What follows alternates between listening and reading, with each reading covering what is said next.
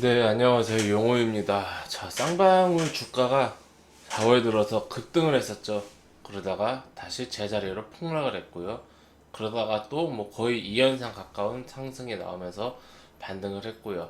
그러다가 다시 하락을 했죠. 자, 쌍방울 그룹 아마 오늘이 당분간 마지막, 이번 이슈로 마지막 방송이 되지 않을까 합니다.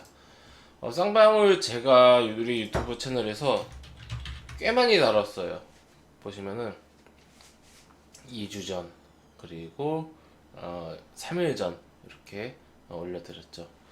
보시면은 이 쌍용차 이슈입니다. M&A 이슈. 지금 이 쌍용차를 그 에디슨 모터스에서 인수를 하려고 하다가 불발이 됐죠. 그러면서 이제 그때 당시에 이제 경쟁자였던 쌍방울 그룹도 다시 한번 좀 부각이 됐습니다. 다들 아시다시피 쌍방울 현재 그룹은 뭐 쌍방울 광림 이런 여러 가지 한 대여섯 개 있는데 시가총액도 작고 실적도 안 좋습니다. 네. 그러다 보니까 지금 주가를 움직이기 편하죠. 시총이 작으니까. 그러니까 한번 있었던 이슈, 이 쌍용차 이슈의 부활로 인해서 상한가, 그리고 한 20% 3연상 플러스 알파로 상승을 했다가 바로 이제 하락을 했습니다. 그러다가 지금 옆으로 기어가다가 반등 그리고 하락. 이 패턴 제가 그대로 말씀드렸어요. 그대로 이 영상들 두 개 보세요. 영상들 보시면은 제가 당시에 상승하고 있을 때, 그러니까 상승이 끝나고 방송한 게 아니라요, 미친 듯이 상승하고 있을 때 첫 방송을 했어요. 그러면서 이제 말씀드린 게 지금 이게 올라봤자 며칠이나 올라가겠는가, 올라가봤자다, 점상 랠리 나와봤자다, 결국에는 이게 폭락을 할 것이다. 그러면 고점 대비해서 순식간에 며칠 만에 내 자산이 박살이 난다. 그렇기 때문에 이러한 그 종목은 우리가 관심을 크게 갖지 말고 혹시라도 보유 중이다라면은 빠르게 이제 매도를 해서 엑시트를 하자. 네, 이러한 좀 말씀을 드렸었죠. 그러고 나서 이제 바로 며칠 뒤에 폭락을 했고요. 그리고 나서 이제 제자리 하다가 제가 그때 당시 말씀드린 게 무조건 하락한다가 아니라 패턴을 말씀드린 적이 있습니다. 작전주 급등주 패턴. 보통 엘리어트 파동을 이제 좀 그림으로 그리자면은 이런 식으로 흘러갑니다. 상승, 하락, 상승, 조정, 상승, 조정, 상승, 하락, 반등, 하락, 반등, 하락. 이런 식으로 흘러가는데, 이게 급등주 같은 경우는 이 상승 자체가 한 번에 이렇게 나옵니다. 한 방에. 그리고 하락도 한 방에 나와요. 그러면서 반등도 이렇게 한 번 나오고, 그 다음에 다시 제자리를 찾아가는 이런 형태를 보입니다. 자, 이 그림 보세요. 다시 그릴게요. 다. 상승, 하락, 반등, 하락. 어디서 많이 본 그림 아닙니까? 이게 하락, 시작부터 상승까지 크기는 어느 정도인지 알 수가 없어요.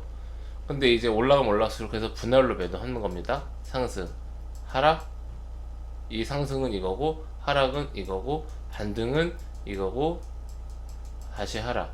지금 다시 하락을 하고 있죠. 이 과정 속에서 작은 파동들은 있을 수 있는데, 대부분 한 10중 8구 이상은 이러한 식의 패턴을 보여줍니다. 회원님들. 그렇기 때문에 우리가 이러한 패턴을 한 번만 기억을 하고 있으면요, 이거 쉽잖아요. 급등 외우려고 하지 마시고 이해를 해보세요.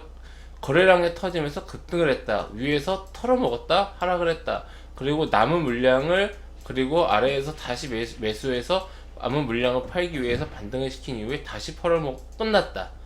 그 과정 속에서 잔파동은 이렇게 있을 수가 있다. 이런 식으로 그러다가 상승, 하락, 반등해서 어떤 추가적인 어떤 그런 재료, 추가적인 이슈가 붙으면은 다시 한번 상승을 할 수도 있다. 하지만 그게 아니라 같은 이슈, 같은 테마, 그냥 그저 그렇고 시장의 수급이 여기서 관심이 떠나가면은 바로 이렇게 내려간다. 이런 식으로 우리가 볼 수가 있습니다. 회원님들, 이렇게 보면요, 어렵지 않습니다. 어렵지 않기 때문에 우리 회원님들 앞으로 이런 패턴에 이제 당하지 마시고요. 현재 여기서 다시 한번 재차 상승하려는 것은 기적적으로 쌍용차 인수를 쌍방울 그룹이 하기로 된다라고 하면은 단기적인 상승은 있을 수가 있을 거라 생각을 합니다. 하지만 그것도 오래갈 것 같진 않아요.